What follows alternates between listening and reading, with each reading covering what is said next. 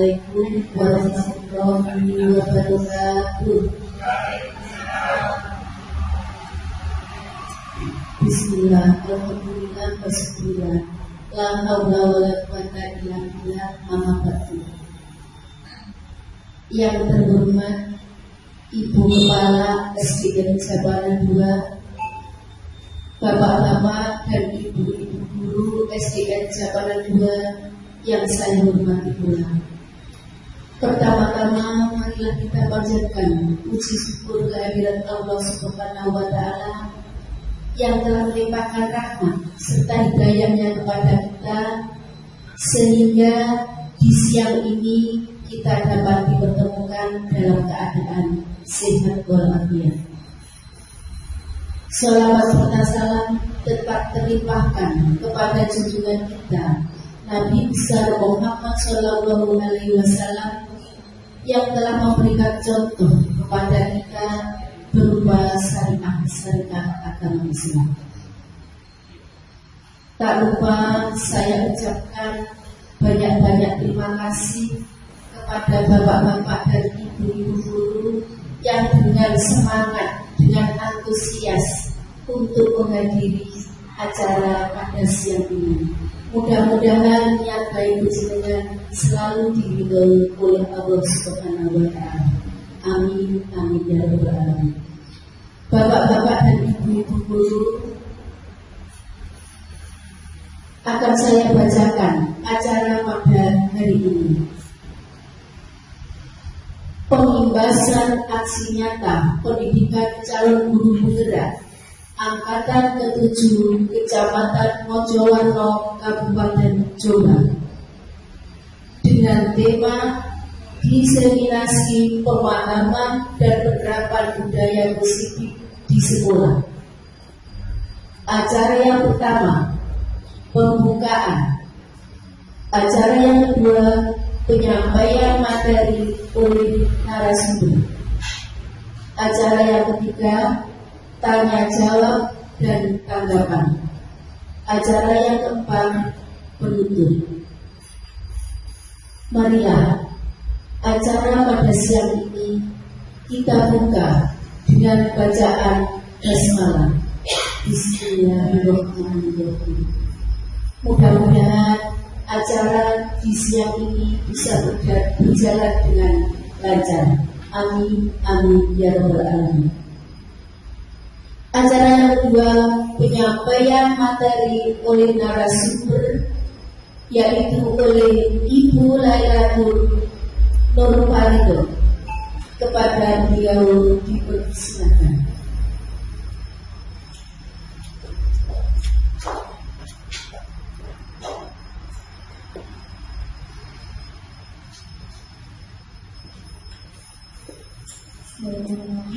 Assalamualaikum warahmatullahi wabarakatuh.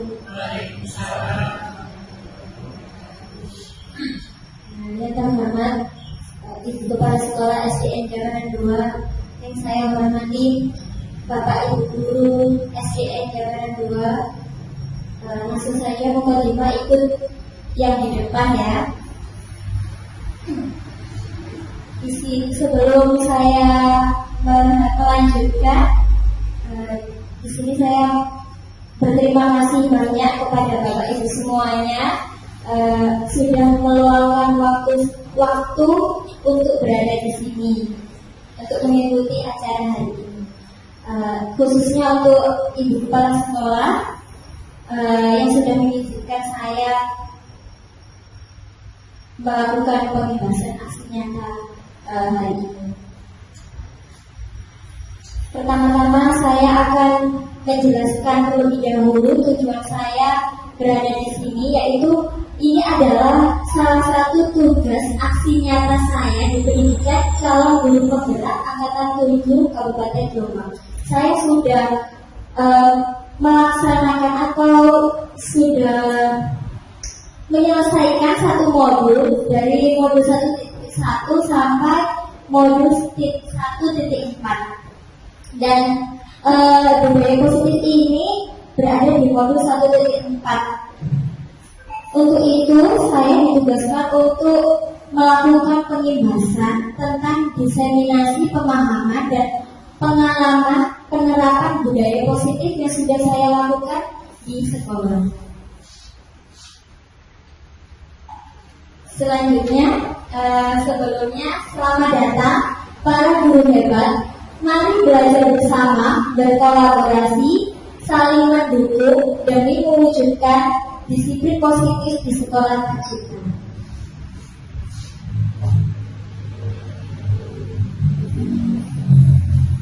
Konsep utama modul budaya positif.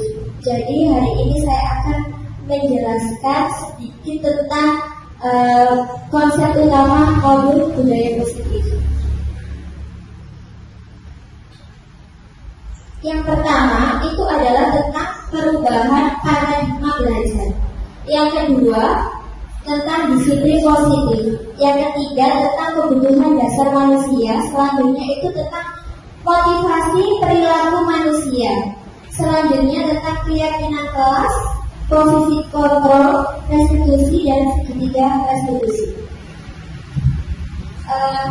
Sebelumnya saya meminta maaf, di sini saya tidak bermaksud untuk menggurui atau mungkin saya merasa lebih dulu belajar tentang modul ini, tentang budaya positif ini. Di sini saya mengajak ibu-ibu semua, bapak ibu guru semua untuk belajar bersama tentang modul budaya positif yang sudah saya pelajari di pendidikan ini. Yang pertama itu adalah pembelajaran dengan paradigma baru. Pembelajaran dengan paradigma baru itu dirancang berdasarkan prinsip pembelajaran yang terdiferensiasi, sehingga setiap siswa belajar sesuai dengan kebutuhan dari tahap perkembangan untuk mewujudkan profil pelajar Pancasila. Dulu kita mungkin sudah menerapkan pembelajaran yang bersifat klasikal. Klasikal itu seperti setiap siswa itu bisa mengatakan kita melakukan pembelajaran itu sesuai target. Tapi di paradigma baru ini pembelajarannya itu bersifat diferensiasi. Jadi pembelajaran ini sesuai dengan kebutuhan peserta didik. Jadi setiap peserta didik itu mempunyai kebutuhan yang berbeda-beda, yang bertujuan untuk mewujudkan profil pelajar Pancasila. Di sini ada 6 elemen profil pelajar Pancasila atau dimensi profil pelajar Pancasila. Mungkin Bapak Ibu guru sudah pernah mendengar ya elemen atau dimensi profil pelajar Pancasila. Ada yang masih ingat? Ada yang masih ingat? Ya, yang pertama itu beriman, bertakwa kepada Tuhan Yang Maha Esa. Yang kedua itu berkebinekaan global. Dan yang ketiga bergotong royong, kreatif, bernalar kritis, dan mandiri. Nah, seperti itu. Langsung saja sekarang selanjutnya disiplin positif. Sebelum saya melanjutkan ke materi, saya akan bertanya kepada Bapak Ibu, disiplin itu apa sih? Pengertian dari disiplin. Ketentuan yang bersifat mengikat. Ketentuan yang bersifat mengikat.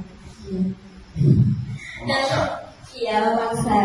Seperti itu mungkin ya. Dalam budaya kita, makna disiplin itu dimaknai menjadi sesuatu yang dilakukan seseorang pada orang lain untuk mendapatkan kepatuhan. Kita cenderung menghubungkan kata disiplin dengan ketidaknyamanan. Jadi ketika kita itu mendengar kata disiplin, kita tuh pasti kayak seakan-akan kita akan dikekang atau merasa tertekan seperti itu ya. Kita tidak nyaman seperti itu ya. Kalau kita mendengar kata disiplin, pasti kalau kita tidak melakukan disiplin nanti takut dihukum dan lain-lain.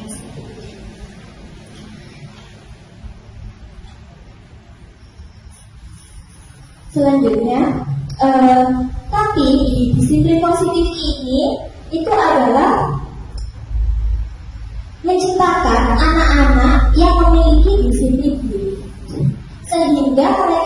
berperilaku dengan mengacu pada nilai-nilai kebajikan universal dan memiliki motivasi intrinsik, bukan ekstrinsik. Intrinsik itu motivasi yang didapatkan dari dalam diri peserta didik atau siswa kita, bukan untuk ekstrinsik itu dari luar. Seperti ketika kita melakukan disiplin itu karena kita ingin mendapatkan sesuatu, atau kita takut karena mendapatkan hukuman, atau kita melakukan sesuatu karena kedepannya nanti kita akan dapat penghargaan atau sogokan dari guru, seperti itu ya.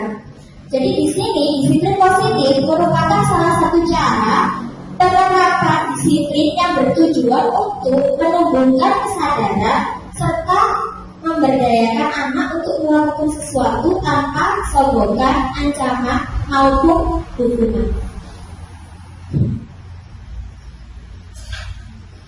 Selanjutnya adalah kebutuhan dasar manusia. Jadi setiap manusia itu pasti mempunyai kebutuhan dasar. Yang pertama itu adalah kebutuhan dasar bertahan hidup.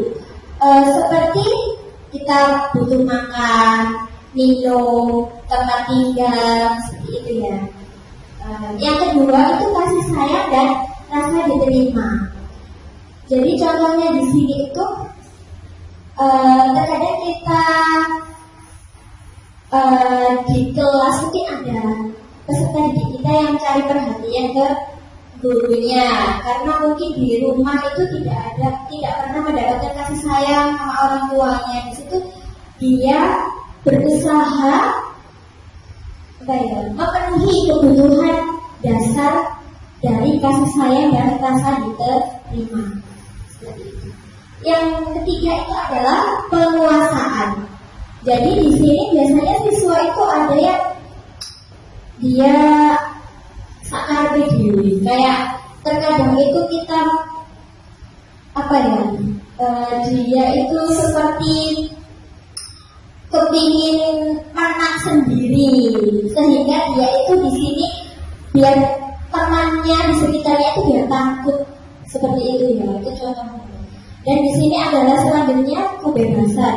Jadi di sini siswa itu bebas untuk memilih, bebas untuk berpendapat, seperti itu. Yang selanjutnya adalah kesenangan. Jadi siswa itu diberikan kebebasan, diberikan kasih sayang, bahagia, seperti itu. Selanjutnya, motivasi perilaku manusia.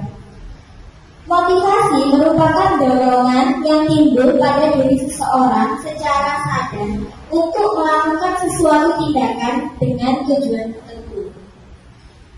Yang pertama, itu adalah menghindari ketidaknyamanan atau hukuman. Jadi, murid melakukan disiplin diri karena ia takut dihukum. Ini merupakan motivasi ekstrinsik. Jadi motivasi yang berada dari luar. Jadi ketika dia melakukan disiplin itu karena takut untuk dihukum sama gurunya atau dipares di depan kelas atau dan lain-lain. Yang kedua itu mendapatkan imbalan atau penghargaan dari orang lain. Jadi murid melakukan disiplin diri karena ingin mendapatkan imbalan. Ini merupakan motivasi ekstrinsik juga. Jadi siswa itu melakukan disiplin karena nantinya kedepannya dia akan mendapatkan imbalan dari guru. Itu termasuk masih ekstrinsik ya. Menghargai yang ketiga itu menghargai nilai-nilai kebajikan diri sendiri. Ini yang saya pelajari di guru penggerak. Contohnya murid melakukan disiplin diri karena sadar akan nilai kebajikan dirinya. Ini merupakan motivasi intrinsik. Jadi dia itu sadar bahwa dirinya itu harus disiplin karena untuk bertujuan untuk dirinya sendiri, bukan untuk orang lain atau ingin agar dirinya itu bahagia, bukan seperti itu. Jadi memang dia itu membutuhkan sifat disiplin diri karena untuk masa depan dirinya sendiri. Selanjutnya itu adalah konsep disiplin dengan identitas gagal. Jadi di sini konsep disiplin dengan identitas gagal itu ada hukuman. Jadi hukuman itu bersifat menyakitkan, bahwa siswa yang dihukum itu pasti dia itu akan merasa sakit hati, sakit hati dan tidak nyaman. Dan di sini juga terkesan memaksa, karena ketika hukuman itu pasti kita sendiri yang memaksa ya untuk muridnya itu berbuat sesuatu sesuai kehendak gurunya seperti itu. Terus di sini juga ketika murid mendapatkan hukuman, murid itu akan menyembunyikan kesalahan. Jadi ketika murid melakukan sesuatu atau kesalahan, pas ditanya sama gurunya, kamu tadi ngapain? Pasti dia itu menyembunyikan. Dia bahkan kadang-kadang tidak jujur. Karena apa? Karena dia takut untuk dihukum sama gurunya seperti itu. Yang terakhir itu adalah murid rendah diri. Jadi murid itu merasa dirinya itu rendah dan malu pada teman-temannya atau mungkin gurunya. Yang kedua itu adalah penghargaan. Penghargaan di sini itu ada sisi positif dan ada sisi negatifnya. Tapi Bapak Ibu guru, penghargaan ini juga tidak efektif buat anak ya. Karena anak itu juga merusak hubungan atau sifat ini dengan teman yang lainnya.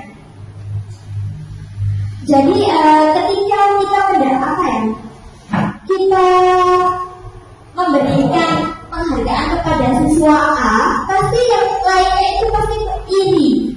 Kenapa yang dikasih kok itu aja, padahal ya memang dia ini memang tidak pernah maksudnya tidak pernah melakukan hal yang sama dengan muridnya tadi itu. Seperti itu. Yang selanjutnya itu adalah mematikan kreativitas. Jadi di sini murid yang diberikan penghargaan dia itu tidak berkembang. Jadi seperti ini. Terus aku nggak usah belajar lagi, nggak usah mengembangkan diri lagi karena saya sudah diberikan penghargaan sama bu guru dan pak guru. Jadi saya tidak perlu mengembangkan kreativitas saya. Cukup sampai di sini saja. Toh saya juga sudah mendapatkan penghargaan dari bu guru. Menghukum dengan sistem ranking. Mungkin zaman sekarang kita sudah tidak boleh ya Bapak Ibu guru memberi ranking kepada peserta didik. Karena sistem ranking itu juga terkadang anak itu merasa gagal. Maksudnya merasa tidak pede karena yang anak yang mempunyai ranking di bawah itu merasa tidak pede. Bahkan mungkin juga ada orang tua yang merasa gagal mendidik anaknya karena ranking seperti itu ya. Mungkin yang biasanya kita rasakan. Selanjutnya perampas hak menghargai dirinya. Ini contohnya seperti ini. Ketika anak itu belajar membaca, hari pertama dia bisa membaca satu kata, hari kedua bisa membaca satu kalimat. Dia sudah bangga dengan dirinya sendiri bahwa dia itu bisa. Tetapi ketika kita memberikan penghargaan terhadap anak tersebut itu berpikir, oh ternyata aku bisa ini karena saya akan mendapatkan penghargaan ini ya, bukan karena diri saya sendiri. Itu sama saja dengan merampas hak mereka. Konsep disiplin dengan identitas sukses. Yang pertama itu adalah konsekuensi. Bapak Ibu semua sudah pernah ya mendengar kata-kata konsekuensi. Konsekuensi itu apa ya?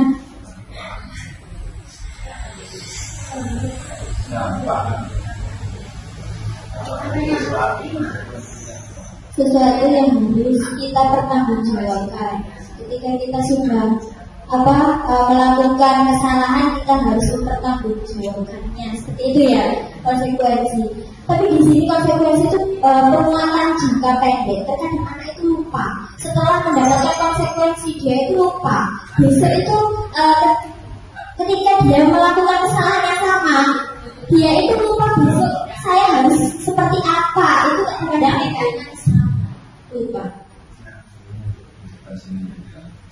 Yang kedua itu adalah perlu monitoring atau berkelanjutan. Jadi di sini Bu Guru sama Pak Guru memonitoring atau seumpama dia melakukan hal yang sama, dia sudah melakukan konsekuensi yang sudah ditetapkan atau belum, seperti itu ya. Stimulus atau respon. Jadi di sini seumpamanya anak melakukan kesalahan menumpahkan air temannya. Di situ Bu Guru bilang, anak-anak kamu sudah menumpahkan air temannya, terus kamu bersihkan ya biar temannya itu tidak nangis atau apa mungkin seperti itu ya. Dan murid itu merespon dan bilang iya. Jadi di sini stimulus dan responnya. Selanjutnya murid menghormati peraturan. Jadi di sini murid itu menghormati peraturan. Selanjutnya kehilangan waktu untuk merenungi kesalahan. Jadi di sini murid kehilangan waktu untuk merenungi kesalahan dia. Saya tadi sudah bersalah apa ya? Saya kan harusnya meminta maaf sama teman saya. Kenapa kok saya disuruh untuk membersihkan sama Bu Guru? Padahal kan saya ingin meminta maaf sama teman saya kok tiba-tiba diminta untuk membersihkan seperti itu. Jadi dia itu kehilangan waktu untuk merenung. Dan yang terakhir itu adalah restitusi. Saya juga baru mendengar kata-kata restitusi ini di pendidikan guru penggerak. Saya juga belum pernah mendengar kata-kata restitusi. Jadi restitusi itu nanti kita jelaskan ya. Murid bertanggung jawab untuk perilakunya. Jadi sama saja sih di konsultasi itu tadi juga gitu, murid itu bertanggung jawab untuk perilakunya. Tapi di restitusi ini murid fokus pada pemecahan masalah jangka panjang. Jadi di sini di restitusi ini guru bertanya sama murid, ketika kamu melakukan kesalahan, apa yang seharusnya kamu lakukan? Contohnya seperti itu. Apa yang seharusnya kamu lakukan ke depannya? Yang ketiga itu murid menghargai dirinya dan orang lain. Yang selanjutnya itu adalah teori kontrol atau dirinya yang memegang kontrol. Kalau tadi di konsekuensi itu adalah stimulus dan respon, jadi gurunya yang memberikan arahan. Kalau di sini itu adalah yang memegang kontrol itu adalah murid itu sendiri. Jadi terus ketika kamu melakukan kesalahan, apa yang kamu lakukan selanjutnya? Terus sifat apa yang harus kamu perbaiki, seperti itu. Murid selanjutnya murid bersemangat memperbaiki kesalahan karena mungkin tidak adanya hubungan. Jadi murid itu bersemangat memperbaiki kesalahan yang ada. Selanjutnya konsep disiplin pendekatan restitusi dan cara menanamkan disiplin positif pada murid. Jadi di sini pengertian restitusi itu adalah proses menciptakan kondisi bagi murid untuk memperbaiki kesalahan sehingga peserta didik bisa kembali pada kelompok mereka dengan karakter yang lebih kuat. Dosen 2004.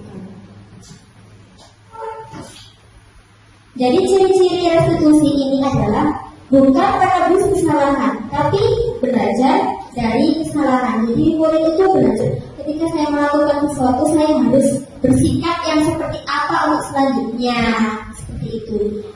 Yang kedua itu memperbaiki hubungan. Jadi di sini memperbaiki hubungan itu maksudnya adalah kita ini introspeksi diri yang harus kita lakukan setelah ini tuh apa sih, sikap apa sih yang harus saya lakukan, seperti itu. Tawaran bukan paksaan. Jadi di sini guru itu menawarkan, setelah kamu melakukan kesalahan ini, kamu harus bagaimana? Apakah ini sudah sesuai dengan keyakinan kelas kita?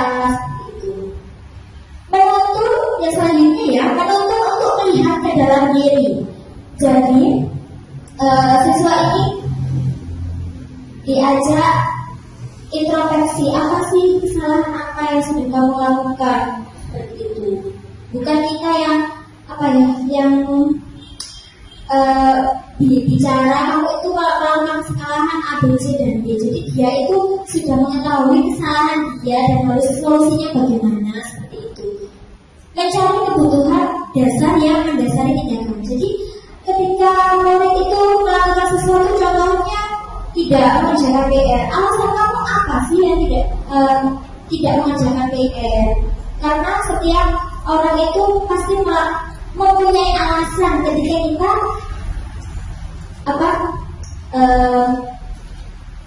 ketika kita melakukan sesuatu. Fokus pada karakter bukan tindakan. Jadi di sini fokus pada karakter bukan tindakan ini maksudnya itu adalah seperti yang tadi sudah saya jelaskan. Setelah kamu melakukan ini, sikap apa yang bisa kamu terapkan di diri kamu, seperti itu. Selanjutnya adalah menguatkan dan fokus pada solusi. Ini sama ya dengan yang karakter itu tadi. Jadi guru itu hanya menguatkan saja tentang sikapnya yang harus kita lakukan setelah melakukan kesalahan tersebut. Terus ini perbedaan. Contoh kasusnya itu adalah siswa tidak membawa buku sesuai jadwal pembelajaran. Jika di sini kita melakukan hukuman, guru menghukum siswa tersebut mungkin dengan berdiri di lapangan selama 10 menit. Seperti itu. Guru marah dan murid itu menjadi takut.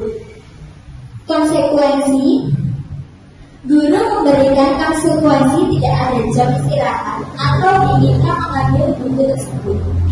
Yang kedua, guru bersikap tegas sehingga siswa ini menghormati peraturan yang sudah dibuat. Yang selanjutnya ini adalah restitusi.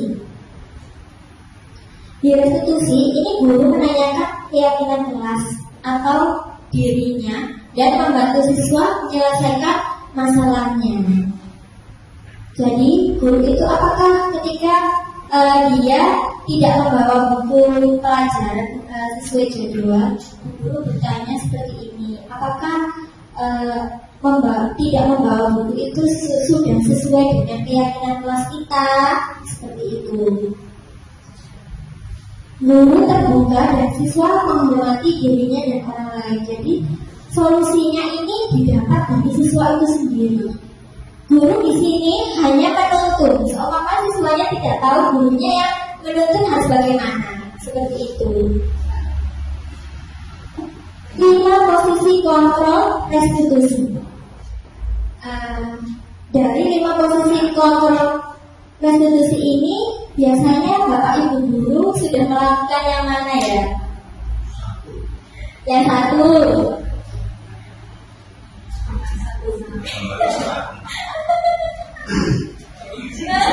Mungkin yang mana ya? Biasanya kita memang seringnya yang nomor 1 mungkin biasanya lebih mengenal gitu ya. Nomor 2, membuat merasa bersalah. Iya, biasanya juga itu yang anaknya merasa bersalah. Nomor 3.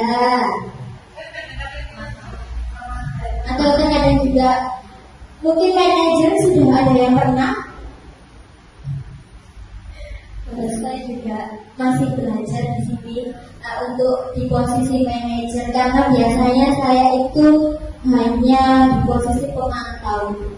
Itu di sini ada 5 posisi kontrol. Yang pertama itu adalah membentuk, yang kedua membuat merasa bersalah, yang ketiga itu kita memposisikan sebagai teman, yang keempat pemantau, dan posisi tertinggi ini sebenarnya adalah di manajer. Jadi kita itu sebagai manajer.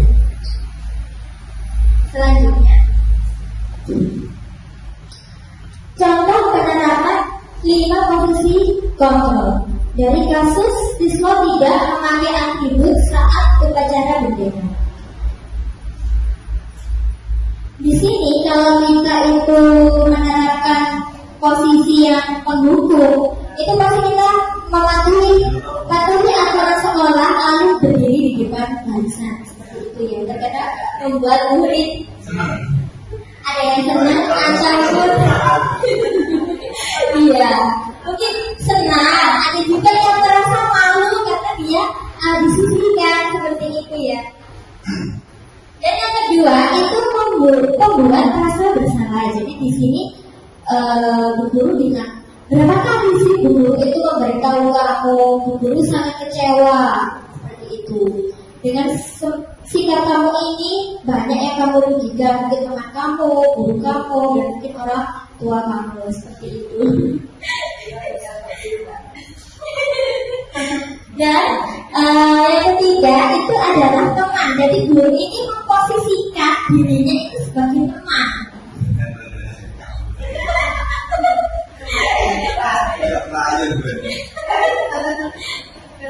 Ya. Jadi di sini dengan bilangan anak, ayolah yang tertib buat guru dan orang tua bangga. Kali ini kamu tidak apa-apa berbuat salah, tapi jangan diulangi lagi ya. Seperti itu. Biasanya kata-kata teman itu seperti itu ya.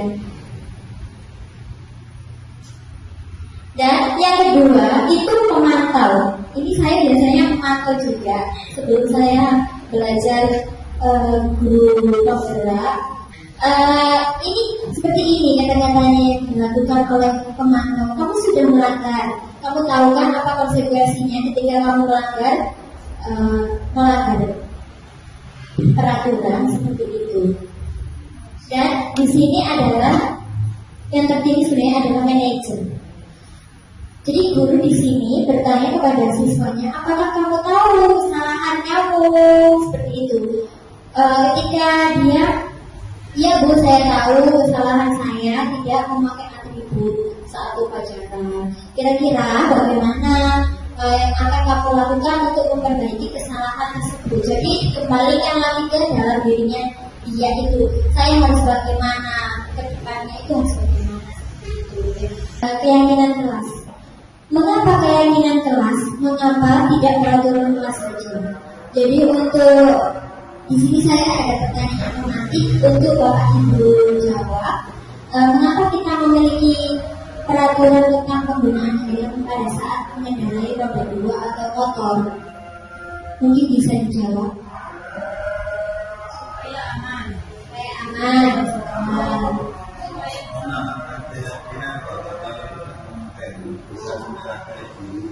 Iya.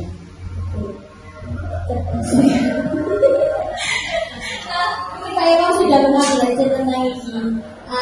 Yang kedua, mengapa kita memiliki peraturan tentang menggunakan masker dan mencuci tangan setiap saat?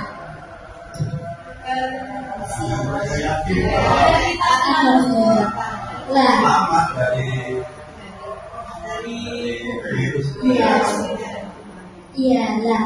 Aman dan sehat itu tadi adalah keyakinan kita. Jadi kita itu yakin bahwa ketika kita menggunakan helm pada saat berkendara itu pasti kita akan aman. Dan ketika kita menggunakan masker dan mencuci tangan itu kita akan sehat. Seperti itu adalah keyakinan. Kalau peraturan mungkin kita lebih ke apa ya? Ya kita hanya ya sudah walaupun saya tidak melakukan memakai helm tidak apa-apa kita di situ hanya ada dua pilihan, tertib atau tidak. Ya, maksudnya tidak untuk diri kita sendiri gitu. Dan yang selanjutnya itu adalah kegiatan pembuat keyakinan kelas 4. Jadi beberapa hari yang lalu saya itu membuat keyakinan kelas. Jadi yang pertama kita lakukan itu adalah guru diskusi dulu tentang peraturan. Jadi peraturan apa saja yang akan kita jadikan keyakinan. Yang kedua itu adalah merumuskan peraturan menjadi keyakinan kelas. Jadi kita rumuskan biar tidak terlalu banyak. Maksudnya itu biar intinya saja seperti itu. Dan yang terakhir itu adalah menempelkan keyakinan kelas. Ini Bapak Ibu guru bisa melihat di sebelah kiri saya keyakinan kelas yang sudah dibuat oleh anak kelas 4. Selanjutnya ini adalah keyakinan yang sudah. Selanjutnya, bagaimana pembentukan keyakinan kelas? Yang pertama itu lebih abstrak dari peraturan. Jadi di sini itu lebih lebih ke intinya saja. Karena mungkin kalau terlalu banyak itu akan tidak efisien seperti itu. Pernyataan bersifat universal, jadi yang bersifat umum, dibuat dalam bentuk positif, sedikit saja agar mudah diingat. Jadi tidak usah terlalu banyak, sedikit saja yang penting anak-anak ingat. Yang selanjutnya adalah sesuai dengan kondisi kelas dan sekolah agar mudah diterapkan. Jadi ini disesuaikan dengan kondisi yang ada di kelas kita, karena setiap kelas itu pasti kondisinya berbeda-beda karena siswanya juga. Semua warga sekolah atau kelas dilibatkan dalam membuat. Di sini saya akan mengajak Bapak Ibu guru di kelasnya masing-masing untuk membuat keyakinan kelas, sehingga nanti bisa kita terapkan mungkin setelah di kelas, nanti kita bisa menerapkannya di sekolah seperti itu ya. Yang kita kan menyelesaikan kelasnya. Di sini segitiga restitusi. Tadi kita sudah belajar tentang restitusi. Di sini adalah segitiga restitusi. Segitiga restitusi itu apa sih? Segitiga restitusi ini adalah cara menyelesaikan masalah itu tadi. Ketika kita peserta didik itu mempunyai masalah, itu caranya itu memakai metodenya adalah segitiga restitusi. Dan segitiga restitusi ini ada cara-caranya, atau yang pertama itu adalah menstabilkan identitas. Jadi di sini itu adalah melakukan hal yang terbaik yang bisa kita lakukan. Yang kedua itu adalah validasi tindakan yang salah. Seperti yang tadi, kalian sudah tahu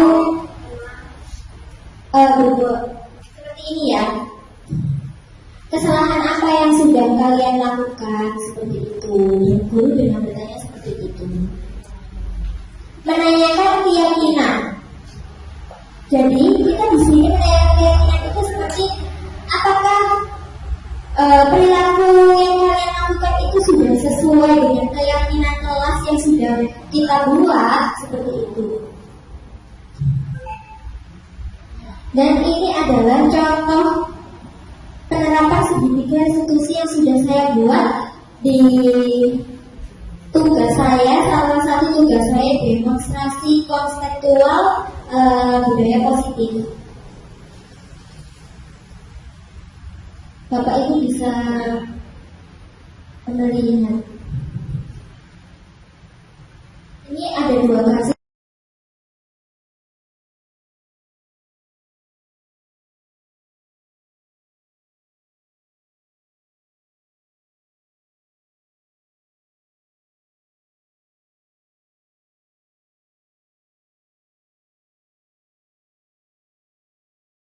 Anak-anak, tadi Bu Lala dapat informasi dari Mbak Ara. Katanya kalian bermain bola dan bola di dalam kelas dan bolanya terkena Mbak Bila. Apakah benar? Iya, Bu Lala bermain bola di kelas dan terkena bola. Apakah kalian bersedia melakukan perbaikan dari masalah ini? Iya, Bu Lala.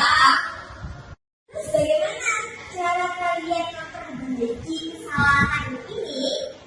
Saya akan meminta maaf sama dia dan akan mengajar di kelas lagi. Oke, bagus.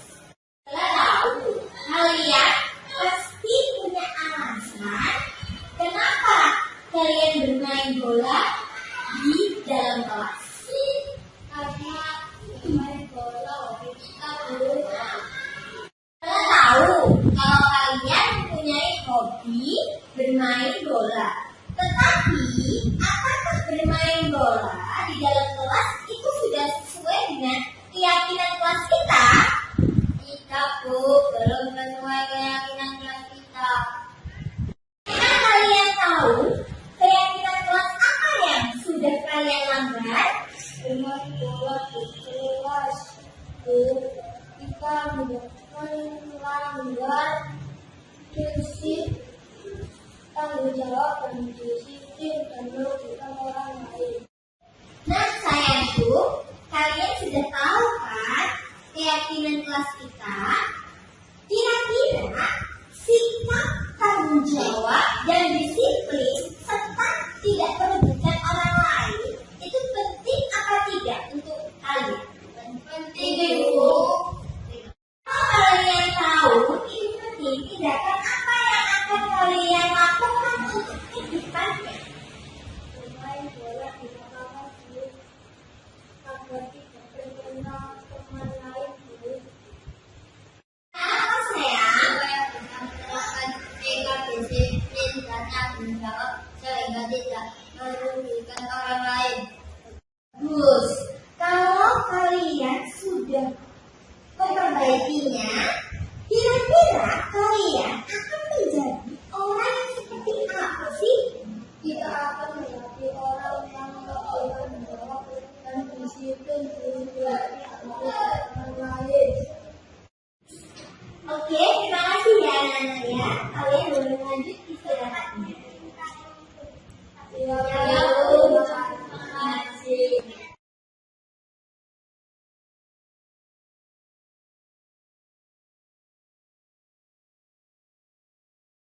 Mbak Ara, bukunya silakan dibuka ya sayang. Maaf Bu Ara, ini ketinggalan di rumah. Jadi silakan berdiri ya sayang. Oke, nggak apa-apa. Mbak Ara bukan satu-satunya anak yang pernah melakukan kesalahan. Kapan hari temannya juga ada yang lupa membawa buku. Tapi Bu Ara mau bertanya, kira-kira alasan kenapa Mbak Ara tidak membawa buku di sekolah? Kemarin setelah belajar, saya memasukkan buku tas bola dan saya tidak mengecek lagi buku saya sebelum berangkat ke sekolah. Tidak apa-apa, Mbak Ara sudah belajar di rumah. Dan tadi Bu Lala lihat juga Mbak Ara tidak terlambat berangkat ke sekolah. Hanya saja Mbak Ara lupa membawa buku.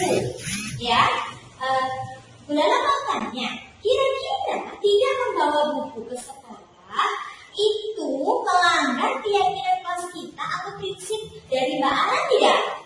Iya, Bu Lala. Apa sih yang Mbak Ara langgar? Tidak membawa buku pelajaran, Bu, dan saya melanggar prinsip sikap tidak disiplin dan tanggung jawab saya, Bu. Kira-kira prinsip tanggung jawab dan disiplin itu penting nggak buat Mbak Ara? Penting, Bu Lala. Kalau sikap disiplin dan tanggung jawab itu penting buat Mbak Ara, apa yang Mbak Ara lakukan untuk kedepannya agar tidak seperti ini lagi? Saya akan memecah ulang buku yang akan saya bawa ke sekolah, Bu, biar tidak ada lagi buku yang tertinggal. Sekali Mbak Ara sudah bisa berpikir tindakan apa yang Mbak Ara lakukan setelah ini. Kira-kira setelah melakukan perbaikan, sikap yang bagaimana yang akan Mbak Ara dapatkan? Saya akan menjadi orang yang lebih disiplin dan tanggung jawab, Bu. Terima kasih. Kalau sudah tahu yang akan Mbak Ara lakukan, sekarang Mbak Ara boleh duduk ya dan melanjutkan pelajarannya. Terima kasih, Bu Lala. Assalamualaikum warahmatullahi wabarakatuh. Nama saya Gigi, saya dari SDN Japanan 2. Saya tidak dimarahi Bu Lala ketika saya bermain bola di dalam kelas, tapi saya diajak bersama-sama memperbaiki kesalahan yang terjadi. Terima kasih Bu Lala. Assalamualaikum warahmatullahi wabarakatuh. Nama saya Ara dari SDN Japanan 2. Saya tidak dimarahi Bu Guru, tetapi saya diajak bersama-sama memperbaiki kesalahan saya. Terima kasih Bu Lala. Wassalamualaikum warahmatullahi wabarakatuh. Bertanya apa yang kalian lakukan untuk kedepannya seperti itu. Jadi di sini solusinya itu dari murid sendiri. Guru itu hanya menuntun saja, tapi ya memang perlu proses terkait dan memang lupa dan apa ya? Jadi kalau butuh proses di manajer ini memang kita membutuhkan proses tidak langsung, tapi penanganannya itu juga panjang. Jadi anak itu tahu ketika dia berbuat kesalahan itu tindakan yang dia lakukan itu apa, seperti itu. Jadi terima kasih sudah mendengarkan. Jika ada salah kata saya mohon maaf ya sebesar-besarnya. Wassalamualaikum warahmatullahi wabarakatuh. Saya kembalikan ke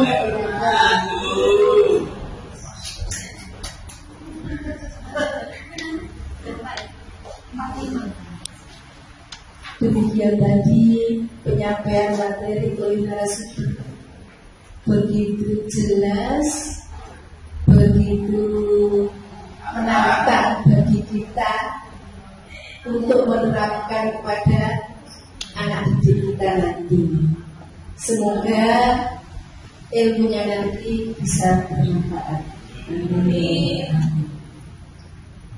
Acara yang ketiga adalah tanya jawab dan tanggapan. Monggo yang mau bertanya.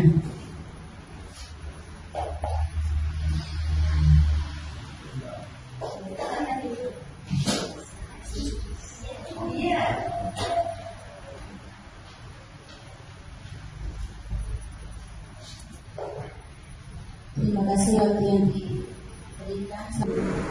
Assalamualaikum warahmatullahi wabarakatuh. Waalaikumsalam warahmatullahi wabarakatuh. Setelah mendengarkan pemaparan dari Bu Lala yang begitu bagus, mengucapkan terima kasih banyak Bu. Kami mendapatkan banyak ilmu. Salah satunya yaitu yang baru kami dengar yaitu tentang restitusi itu sendiri. Itu hal yang baru bagi kami. Ada sedikit restitusi tadi. Intinya di restitusi tadi anak itu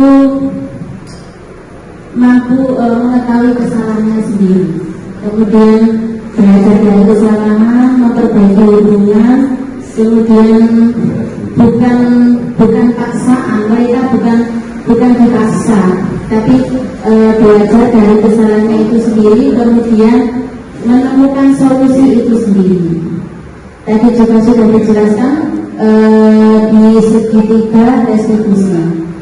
Untuk Bu Lala berarti panjenengan sudah melaksanakan praktek itu di kelas panjenengan tentang segitiga restitusi itu. Yang saya tanyakan, bagaimana perasaan Anda setelah melaksanakan praktek segitiga restitusi itu di kelas Anda? Terima kasih. Assalamualaikum warahmatullahi wabarakatuh. Assalamualaikum warahmatullahi wabarakatuh.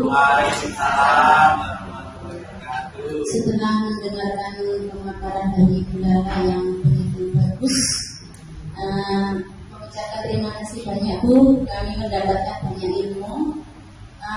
Salah satunya yaitu yang baru kami dengar yaitu tentang restitusi itu sendiri. Itu hal yang baru bagi kami. Ada segitiga restitusi tadi.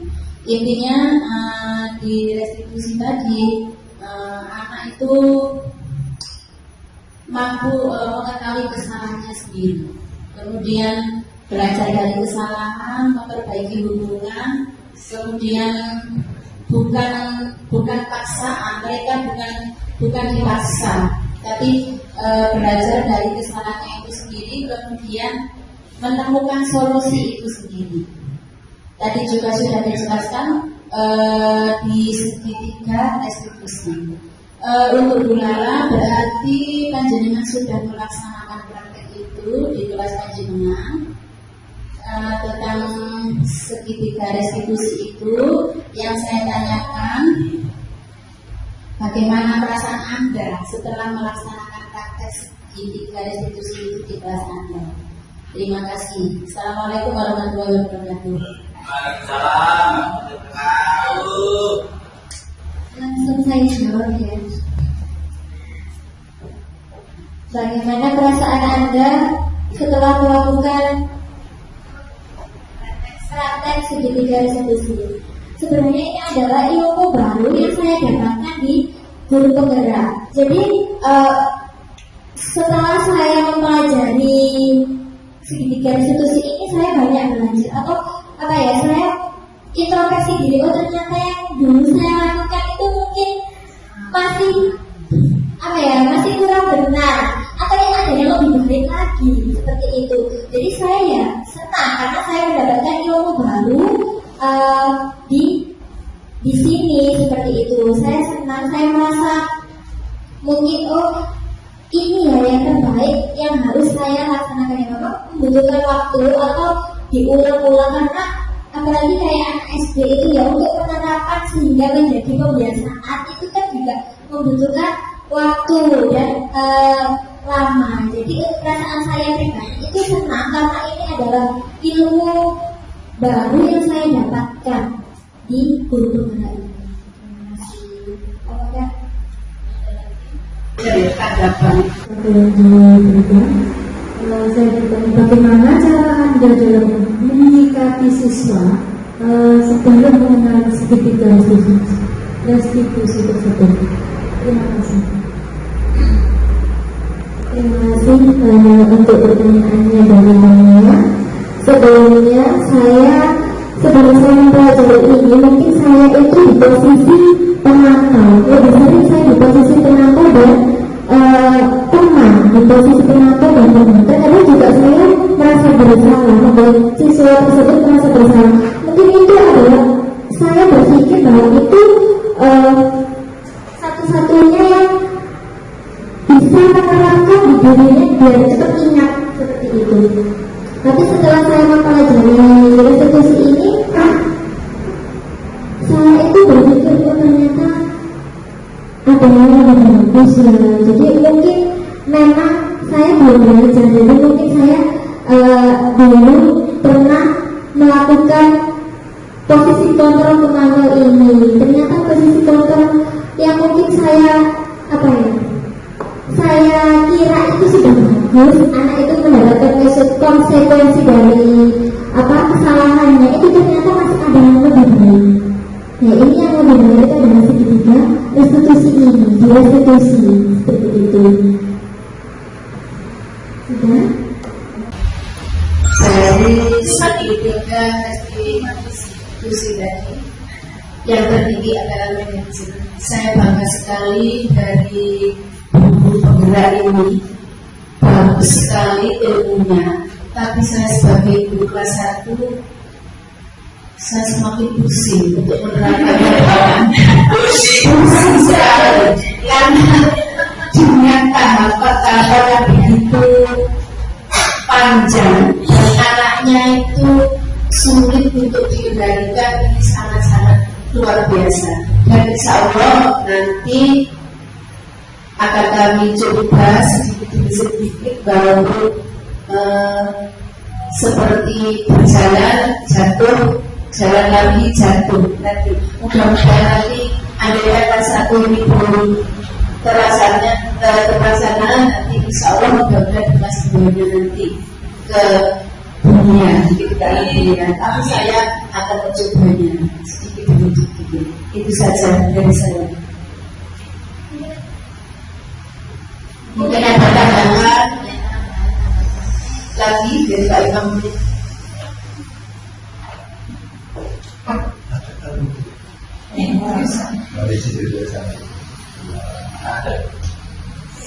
Terima kasih. Assalamualaikum warahmatullahi wabarakatuh.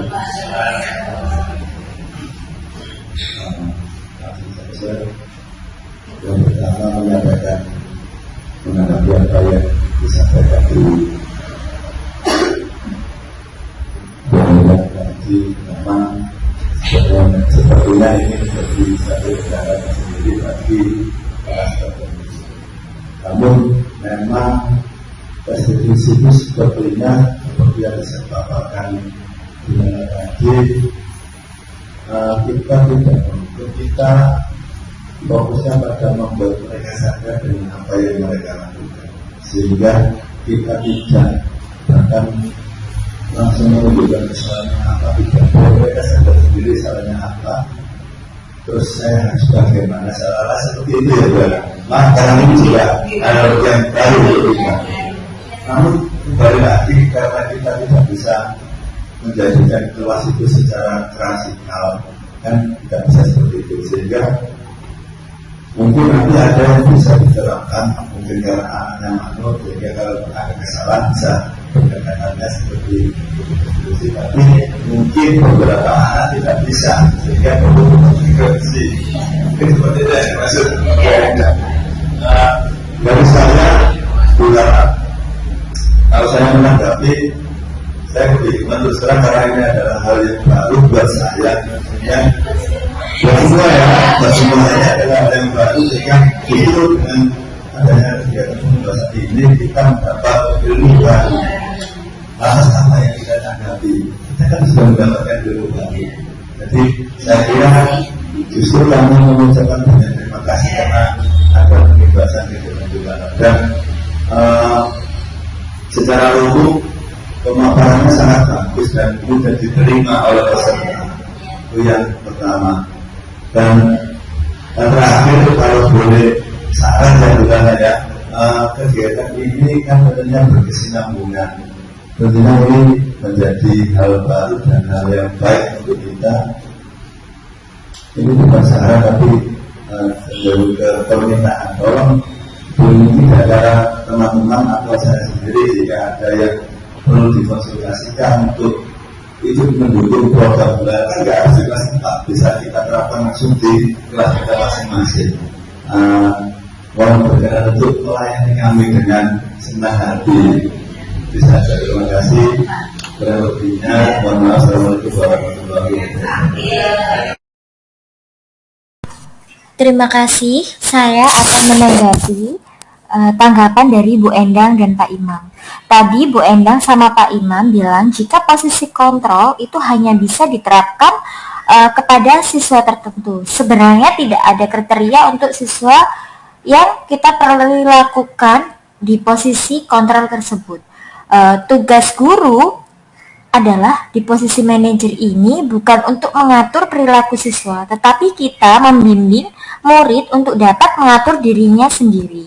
Jadi seorang manajer di sini bukan memisahkan murid dari kelompoknya, tetapi mengembalikan murid tersebut untuk lebih kuat dan lebih baik.